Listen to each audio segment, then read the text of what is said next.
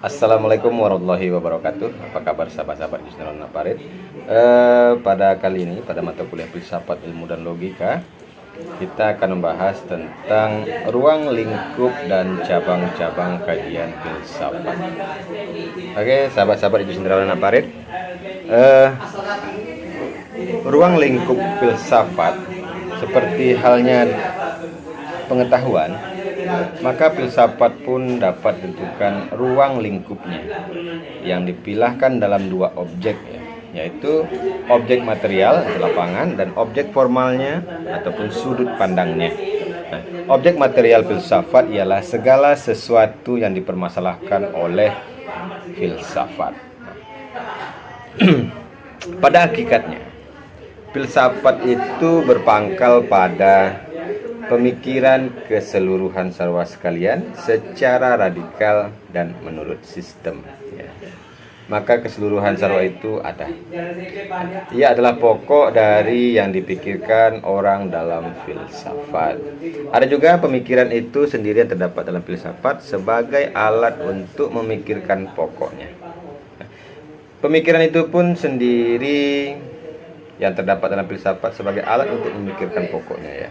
Nah, pemikiran itu pun adalah bagian dari keseluruhan terdapat dalam filsafat sebagai alat dan sebagai keseluruhan sarwa sekalian.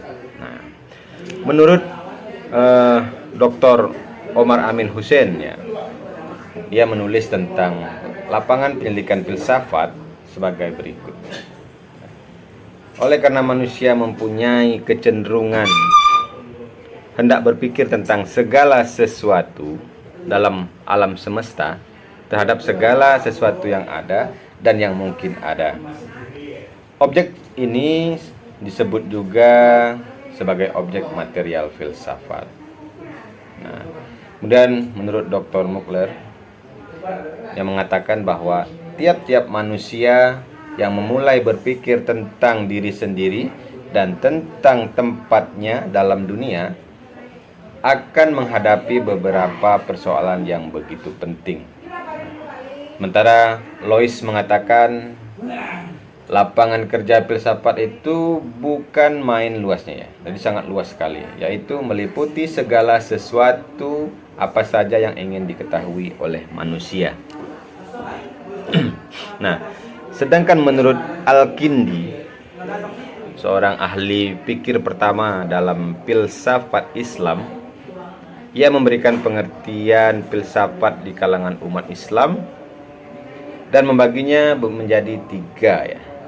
Yang pertama yaitu ilmu fisika sebagai tingkatan rendah, ilmu matematika sebagai tingkatan menengah, dan ilmu ketuhanan sebagai tingkatan tertinggi. Nah, berdasarkan pendapat para ahli tersebut, saya berasumsi atau mengambil kesimpulan bahwa ruang lingkup kajian filsafat dapat ditarik kesimpulan bahwa objek material dari filsafat itu adalah segala sesuatu, yaitu realita.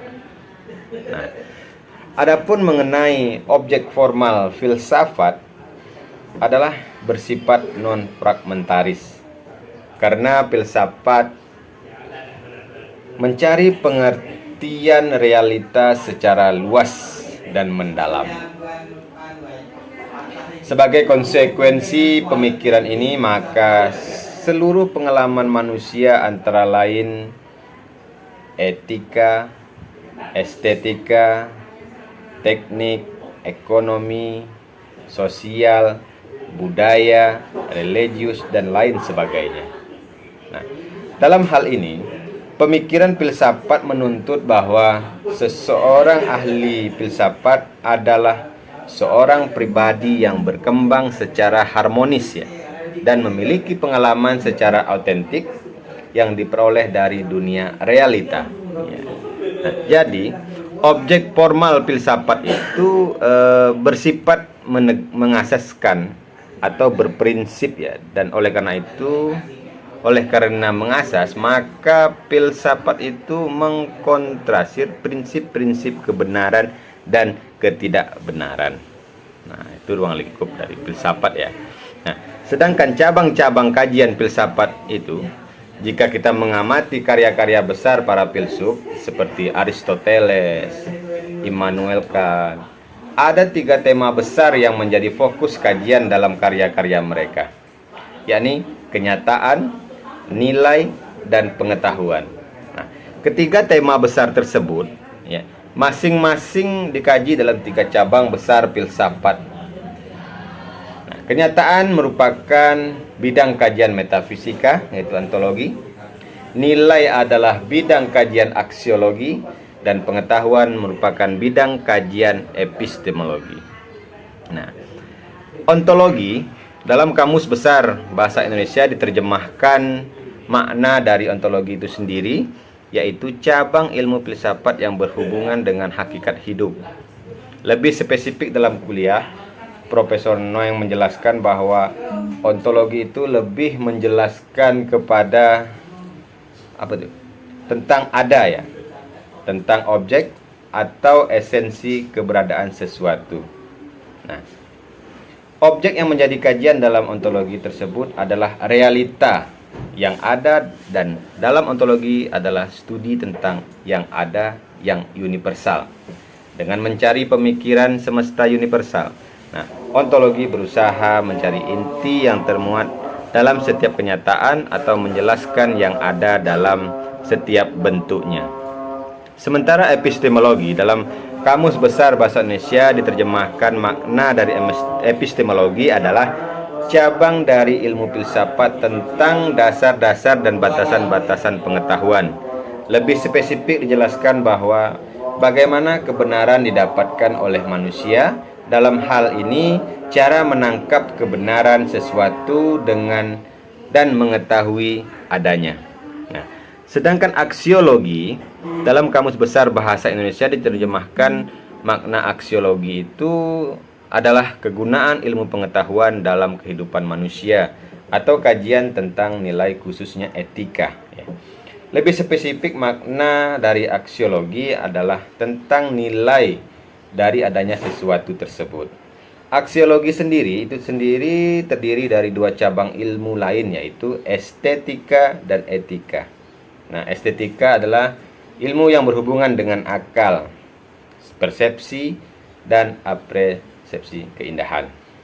Nah, hal ini luas dan meliputi segala sesuatu yang berhubungan dengan apresiasi seni dan budaya. Nah, sedangkan etika berkaitan dengan moralitas dan nilai-nilai. Nah, etika berusaha untuk memahami dasar moral, perkembangannya, dan bagaimana harus diikuti.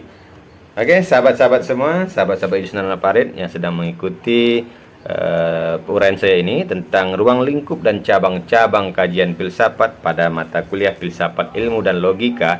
Itu tadi saya uraikan tentang ruang lingkup filsafat, kemudian cabang-cabang kajian filsafat ilmu. Oke, baik sahabat-sahabat semua, saya rasa untuk ulasan kali ini cukup sampai di sini dulu.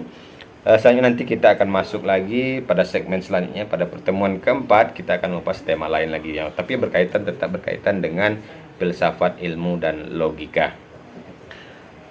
Sahabat-sahabat semua, semoga uraian singkat saya ini tentang filsafat ilmu dan logika dengan tema ruang lingkup dan cabang-cabang ilmu filsafat ilmu semoga bisa bermanfaat untuk kita semua, dan semoga bisa menambah wawasan khususnya dalam mempelajari filsafat ilmu.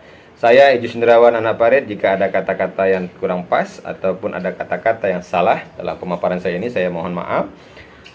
Semoga apa yang kita rencanakan, apa yang kita inginkan semua bisa tercapai oleh Allah yang Maha Kuasa. Saya Ijus Indrawan Anaparit, undur diri. Assalamualaikum warahmatullahi wabarakatuh.